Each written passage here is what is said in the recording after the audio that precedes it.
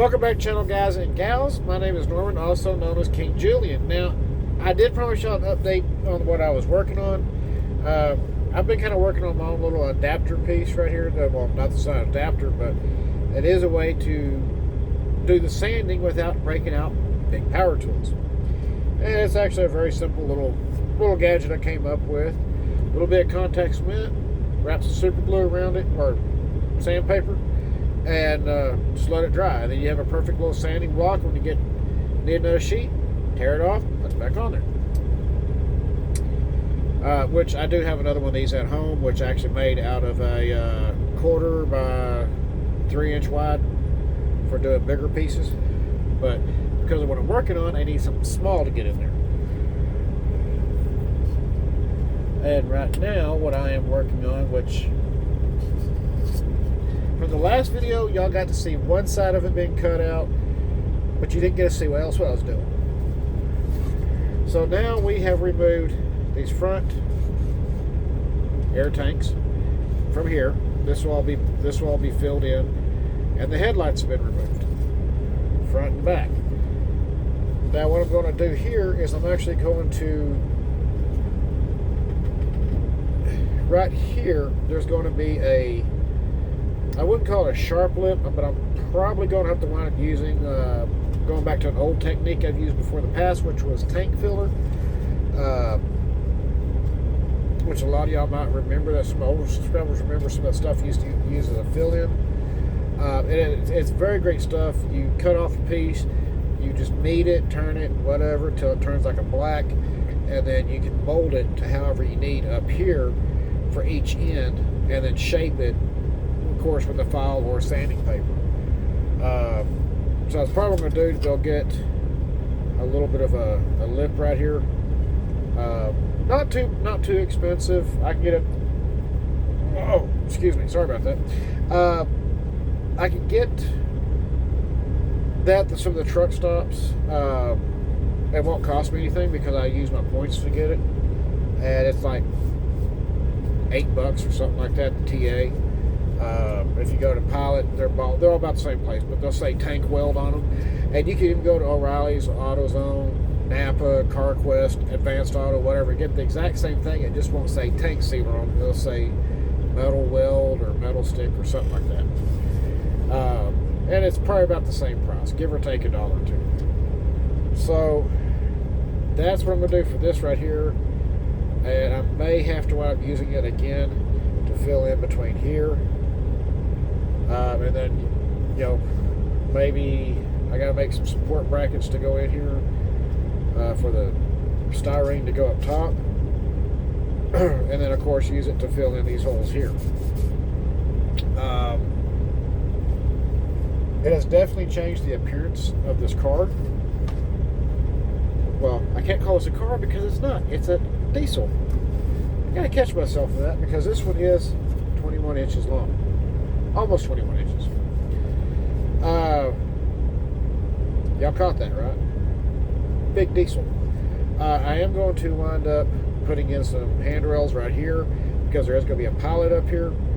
So I really want the Pilot and the step and everything to kind of, somewhat coordinate with what I want. I can bend them either in an L or just a straight down. I haven't really decided too much how I want to do that just yet.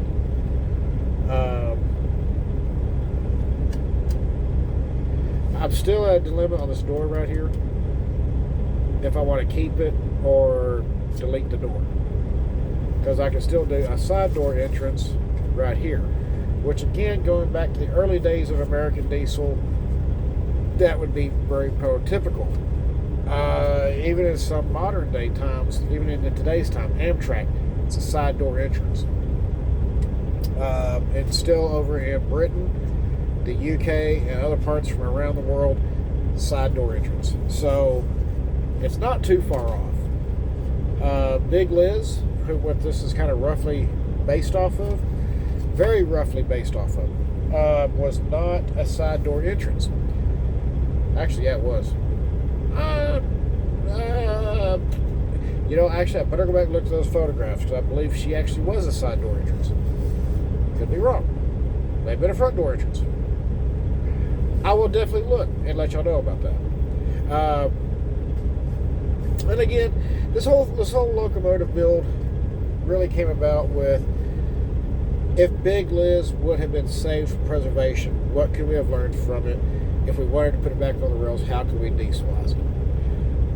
So it didn't have to run off overhead power. Okay, that was the whole basis on this one right here. It's a real crying shame that Big Liz was not preserved. Big Liz, in case y'all wondering what Big Liz is an FF-1 electric locomotive, box cab electric. She was big, she was powerful, she had a tendency of breaking knuckle couplers and pushing cars off the rails when they used her for pusher unit. Sadly, she was not preserved. That's a real shame. Because it would have been good to be able to preserve it and learn from it as technology progressed. But Pennsylvania Railroad didn't. So that was the basis of this model. We had some early box cab diesels very early on in American history. Canada and America both had them. I think Mexico had a few of them too. In fact, I know Mexico did, because I actually have the B unit that's going to get powered trucks under it one day and be modified into an A unit and repainted. But that's for a totally different thing. But yes, I'm looking very forward to seeing the body. I mean, the body's starting to come alive. Sorry, I got off topic there, but it's really coming alive.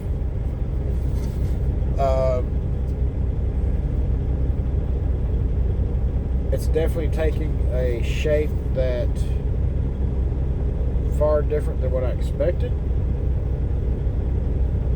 but it truly has a unique styling to it, and that's what I like. Let's see, so the headlights that I cut off are right here. I saved them. Again, they will be mounted right up in here.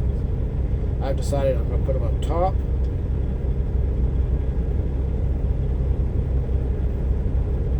Just like that. And then I will, of course, drill it out and put an LED light in there. These front air tanks right here, save those too. Grab here. So here's the two halves from each side. You can put them back together.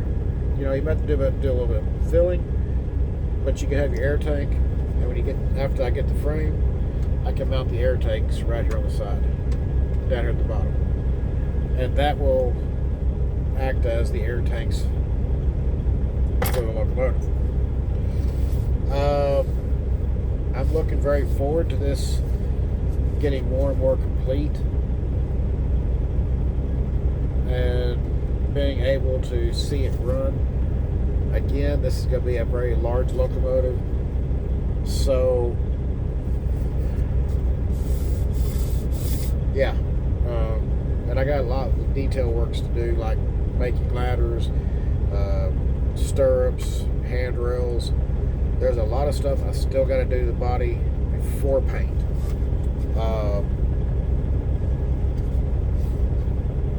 And then the next one, of course, the next locomotive, that one's going to be a little bit expensive to build, but the end result on that one will be 100% worth it. Yes, 100%. And I'm looking forward to building it. I mean, this one I'm looking forward to. I'm looking forward to getting the next locomotives built, especially the next one, because she's going to be large, elegant, streamlined, very beautiful, and powerful, and be known as the Queen of Steam on my layout. So, well, I don't have a layout yet, but you get the point behind it. At least in my roster, that will be the Queen of Steam. And it's going to be a lot of fun building. A lot of old school stuff in there. As a subscriber said, and I said in the previous video, built, not bought. So, I've got to get the screening in here. I've got to get the cutouts for the doors. I got to get some styrene strips and put back behind here so I can simulate the door. I mean, there's still just, a lot of stuff that has to be done, but right now I'm working on the top part of it because I want to get this part done, get this sealed in, both ends, get the lights on it, and get ready to drill those, and then I can start working on everything else. And then I'll decide on this front door if I'm going to go here or a side door here. If I go a side door here, then I'm going to have to fill in half that window and make some adjustments right up here. And on the back side too. So I'll have to kind of see, kind of play with it, see what I'm going to do right there.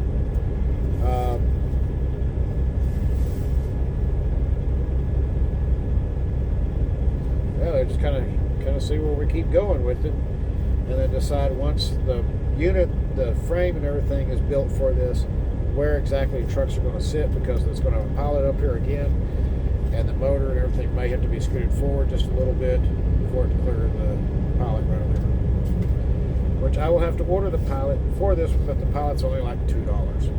So, and I get free shipping on it. So, definitely a little bit of chore. I hope y'all enjoyed this update on the Locomotive. A one-of-a-kind, one-off, big diesel electric, okay? And I hope my son, when it's all said and done, my son's very proud of it, knowing that this will always be his Locomotive. As always, keep the shiny side up, rubber down. I'll see you on the next video. We'll see what tomorrow brings. I've got to deliver in Brighton, Colorado, and I don't know what the rest of the day is going to bring after delivery. So we will see what happens then. Again, thank you all for being here, and to all the new subscribers, thank you all for joining here and being a part of this family. And I just want to tell you all, y'all are the best subscribers in the world.